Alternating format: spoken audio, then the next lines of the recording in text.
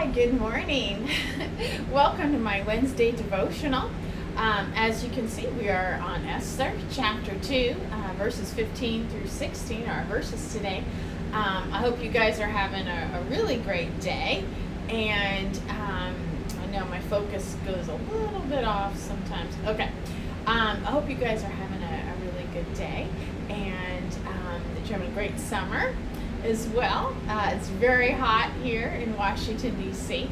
I'm sure you can hear the background noises. Those are my fans. It's just really bad up here. So, June is the hottest month here in Maryland.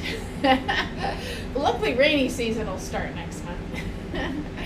All right, so let's get started. All right, verses 15 through 16. I'm going to read them first, and then we're going to talk about it. Okay, verse 15. Esther was the daughter of Abihail, so not to be confused with Abigail, but Abihail, who was Mordecai's uncle. So Mordecai had adopted his younger cousin Esther. When it was Esther's turn to go to the king, she accepted the advice of Haggai, the eunuch in charge of the harem. She asked for nothing except what he had suggested, and she was admired by everyone who saw her. Verse 16. Esther was taken to King Xerxes at the royal palace in early winter of the 7th year of his reign. All right, so what do we know? She asked for nothing except what he had suggested, okay? So what do we see in modern times? Oh, hello, the word greed. They also there's a term, gold digger. As you can see, she's not like that at all. She went with it, and I mean, what did she have to lose? She came from nothing, right? So it's not like, she could have been tempted, right? Because she didn't have very much in her life. Sorry, I have to, every time I flip the camera, the next scene, there we go. Okay, now we're focused. All right. It would be typical and understandable if a woman who came from absolutely nothing to be very greedy, right? You would kind of think human nature that, Esther, maybe she would want to be like that. But not in this case. That's what makes her, she has so many great qualities. But this is why the people, they said, admired, she was admired by everyone, right? Because she was not a gold digger. And I wouldn't be at all surprised if they'd had other women before her who were like, no, I want the cars and jewelries and stock options and I want cash and I want this. She could have just gone on and on and on because this is her one shot. She's going to be with the king and he may or may not call her again. So this would be, for any woman, this is their only opportunity to get as much cash as possible if that's what they're after, right?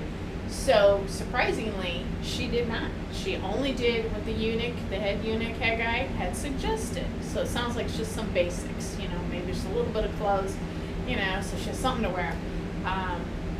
Just a few basic things. And everyone needs that, toothbrush or something like that. And that's what I'd be thinking. I could take care of these teeth. By the way, I have my new teeth.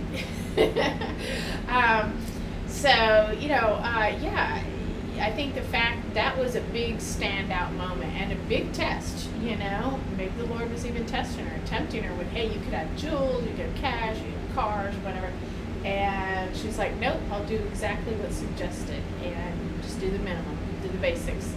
And everyone admired her.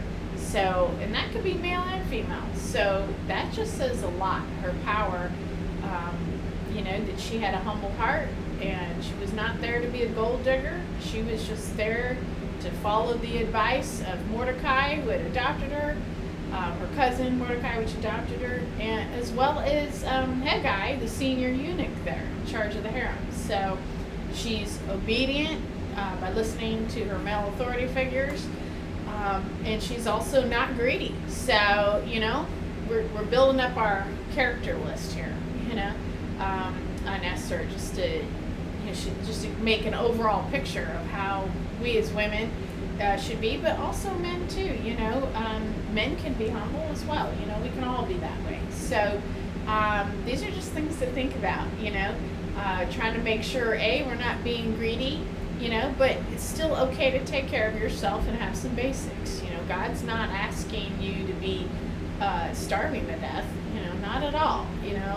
Many times in the Bible, there's been moments where, you get some food and you get some rest. Take care of yourself, your basic needs. That's okay.